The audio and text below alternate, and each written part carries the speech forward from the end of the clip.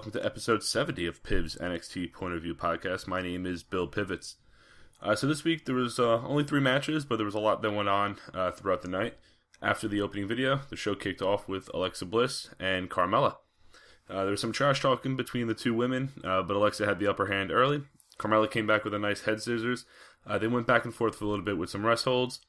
It was a very slow beginning to the match. I wasn't really expecting this to start the show. Didn't really get the crowd going. After a botched hair pull with Carmella on the apron, Alexa Bliss wrenched Carmella's arm over the bottom rope, which led to the first commercial break. Back from that break, Bliss continued to work over that arm. She landed a double knee moonsault and got another near fall. Carmella made her comeback with a nice super kick and the Bronco Buster. Bliss grabbed Carmella by the throat, slammed her down. She then hit what they called Twisted Bliss, which is formerly the Sparkle Splash, to get the win. For some reason, I wasn't really expecting Alexa Bliss to win, but it does make sense in the overall picture of the women's division. You have a babyface champion in Asuka. She defeated the number 1 heel in Nia Jax. Bliss, as the number 2 heel on the roster, is definitely needed to be built up if she's going to be challenging Asuka for the championship. As for Carmella, she's really just teetering right now. I don't know if they're going to call her up for the draft or what, but she's really not. She won a couple matches over the last few weeks, and now this loss to Alexa Bliss kind of halts her momentum in the women's title picture. But Phillips and Corey Graves both told a great story, with Bliss refocusing on winning the NXT Women's Championship now that she is away from Blake and Murphy. As for the match, though, they seemed a little off as far as timing is concerned in a couple spots, but overall it was pretty much a 50-50 match with Alexa just getting the win at the end. We then got highlights of the Finn Balor-Nakamura segment from a couple weeks ago. Nakamura had some words for Balor. He said that they've known each other for about 10 years. They've traveled and spent time together in Japan, that their families know each other. And then he talked about Balor being the icon of NXT again. He said that fighting Balor is huge for him because he's one of his best friends. And he said when they do face off, he'll give us something sensational. I struggled a little bit with the promo, a lot of pauses, a lot of stuttering. Obviously, English is not his second language, but he got his point across and seemed very genuine in what he was feeling for this match. We were advertised that Tommaso Ciampa and Johnny Gargano will face the Hype Bros later tonight. Kathy Kelly then interviewed Bayley about getting back in the ring. She was very excited, and she said she's ready for her rematch against Asuka to win back the NXT Women's Championship. Alexa Bliss interrupted her, saying she doesn't deserve a title shot, and challenged her to a match to kind of like you want to get to Asuka, you have to get through me kind of thing. It was signed off later in the show, and these two will be facing off next week. Second match of the night was Andrade Cien Almas against Noah Poches, something like that. Really didn't care for the match. The only thing that I noticed is that this Noah guy looked like a grown-up Pedro from Napoleon Dynamite. Andrade landed a couple drop kicks, one like his drop-down drop kick, and then the one between the ropes. Crowd wasn't really too responsive to Almas or the match in general. They were very quiet throughout the whole match. He hit a springboard dropkick and a sit-out bulldog before winning with his double knees in the corner. I really have no opinion on the match. Almas is definitely talented. He flies around the ring with ease, but he really hasn't done anything to get the crowd behind him. He's defeated an NXT favorite in Ty Dillinger, so they're going to hate him for that. And he's really had no mic time to get his point across. He's doing the same stuff in the ring. He's facing no-name guys. So it's just been a very ho-hum debut in the first couple weeks for Almas.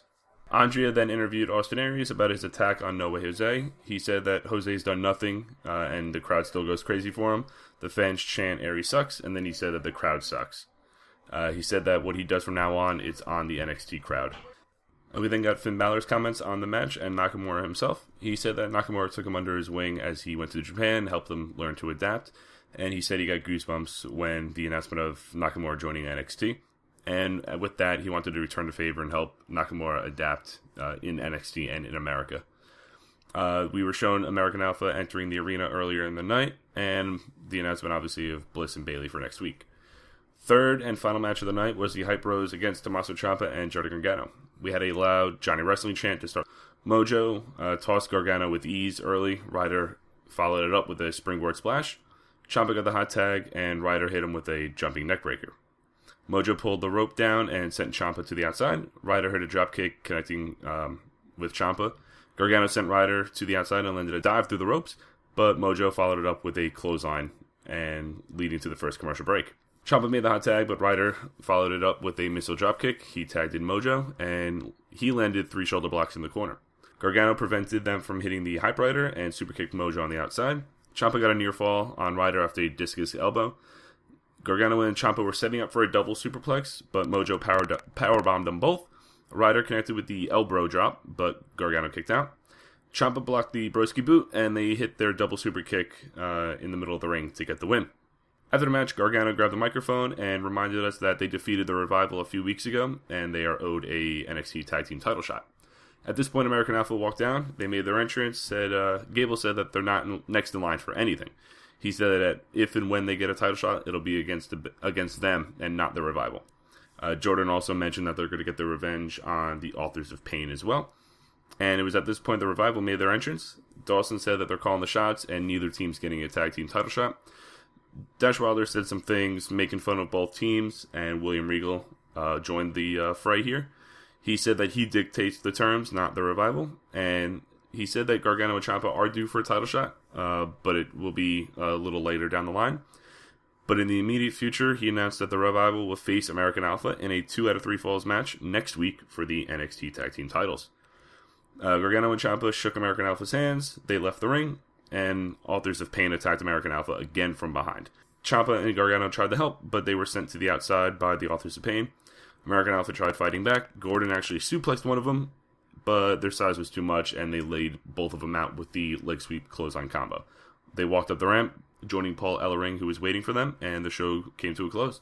Second half of the match was a lot of fun. There was a lot of back and forth. Really couldn't tell which team was going to win. I wouldn't be surprised if the Hype Bros won, since Gargano and Ciampa are competing in the Cruiserweight Classic, but it makes sense to have them win with some momentum heading into the tournament.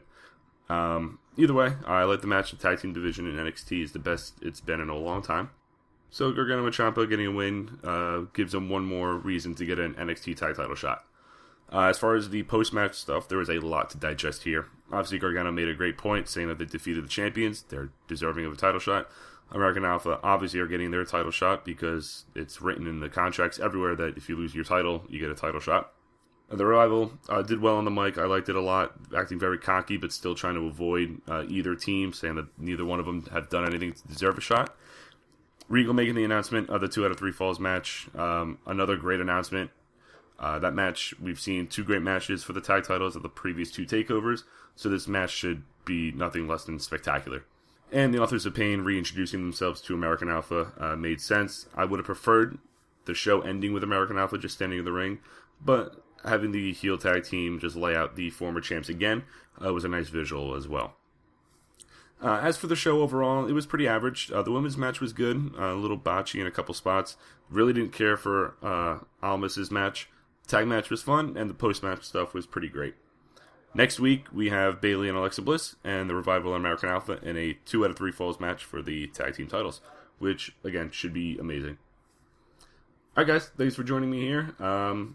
Pretty short week, really nothing much as far as matches, only 3 matches, but I appreciate you checking me out. If you guys want, follow me on Twitter at bpiv_sports, and please rate, review, subscribe on iTunes, Podbean, YouTube, wherever else you guys listen to the show. I'll be back next week with episode 71. Peace.